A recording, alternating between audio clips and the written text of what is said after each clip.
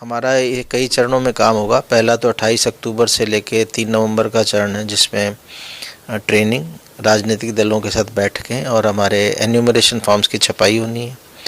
4 नवंबर से लेके 4 दिसंबर, 1 महीने का समय, हमारे बीएलओ घर घर जाएंगे, प्रगणना फॉर्म को अवेलेबल कराएंगे वोटर से। वोटर्स के भरे हुए फॉर्म, उनके हस्ताक्षर किए फॉर्म वापस कलेक्ट करके इन सब को हम ड्राफ्ट वोटर लिस्ट के रूप में पब्लिश करेंगे 9 दिसंबर को। जिस भी वोटर का हस्ताक्षर किया हुआ या उसके परिवार के सदस्य का हस्ताक्षर किया हुआ प्रगणना फॉर्म मिल जाएगा, उन सब के नाम ड्राफ्ट वोटर लिस्ट में आ जाएंगे। इसके लिए कोई भी डॉक्यूमेंट देने की आवश्यकता नहीं है। दूसरा महत्वपूर्ण पॉइंट है कि जो वोटर्स अपने प्रगणना फॉर्म में 2003 की वोटर लिस्ट में अपनी डिटेल दे देंगे या अपने परिवार के सदस्य की दे देंगे, उनको कोई भी अतिरिक्त डॉक्यूमेंट देने की आवश्यकता नहीं रहेगी। ऐसे वोटर्स जो 2003 में ना तो वोटर लिस्ट में थे, ना उनका कोई परिवार का सदस्य था, उन वोटर से अपेक्षा होगी कि उनको एक डॉक्यूमेंट देना होगा। वो 13 डॉक्यूमेंट्स की एक लिस्ट है भारत निर्वाचन आयोग की।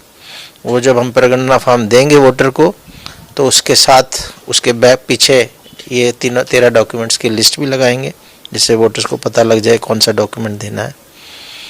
और 9 दिसंबर को जब ड्राफ्ट वोटर लिस्ट पब्लिश होगी, उसके बाद यदि किसी वोटर को अपना नाम बढ़ाना है, उसमें नहीं आ गया, छूट गया, या किसी गलत का नाम अंदर आ गया है, किसी को शिकायत है, तो दावे और आपत्ति का समय वो बोलते हैं, वो 1 महीना चलता है, 9 दिसंबर 2025 से 8 जनवरी 2026 तक।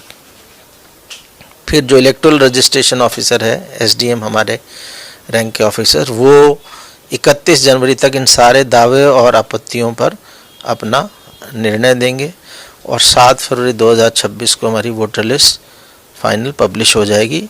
उस पे भी किसी को आपत्ति है, किसी का नाम गलत आ गया या किसी का नाम छूट गया, तो आपत्ति कर सकता है, अपील कर सकता है। जो जिला निर्वाचन अधिकारी सुनेगा, उसके निर्णय से भी क्षुब्ध हो तो सेकंड अपील कर सकते हैं, जो मुख्य निर्वाचन अधिकारी उत्तर प्रदेश सुनवाई करेंगे।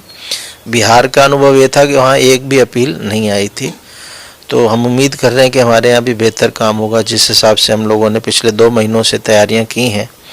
और हमारे बीएलओज़ को हमने ये कहा है कि वोटर्स की हेल्प करें प्रगणना फॉर्म भरने में, 2003 की वोटर लिस्ट में उनका नाम कहाँ था ये ढूंढने में। और कोई व्यक्ति यदि इस अवधि में घर से बाहर है, लॉक है उसका घर, या परिवार ही कहीं गया हुआ, तो ऑनलाइन फॉर्म भरने की सुविधा भी हम दे रहे हैं। voters.eci.gov.in वेबसाइट है भारत निर्वाचन आयोग का, उसमें जाके वोटर ऑनलाइन फॉर्म। देखिए, बहुत चुनौतीपूर्ण कार्य है, क्योंकि सबसे बड़ा प्रदेश उत्तर प्रदेश है ही भारत का, और जनसंख्या के लिहाज से अगर देखें, अगर ये देश होता तो पूरे विश्व में 5वां या 6ठा बड़ा देश होता। 15 करोड़ 44 लाख वोटर्स ऑलरेडी हमारी वोटर लिस्टों में उनके नाम हैं।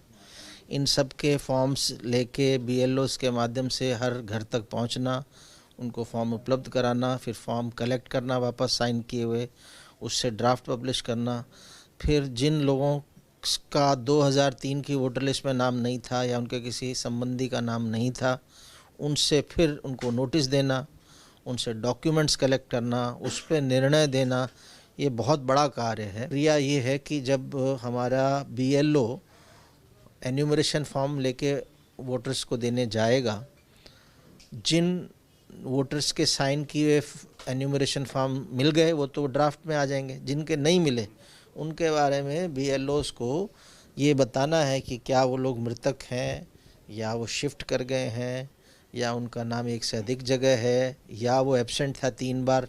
बीएलओ को जाना है 4 नवंबर से 4 दिसंबर के बीच में हर घर में। किसी का नाम नहीं आया सपोज़ 9 दिसंबर तक, तो 9 दिसंबर से 9 जनवरी 8 जनवरी 1 महीने का समय दावा करने का। फॉर्म 6 भर सकता है कोई एक डिक्लेरेशन फॉर्म के साथ।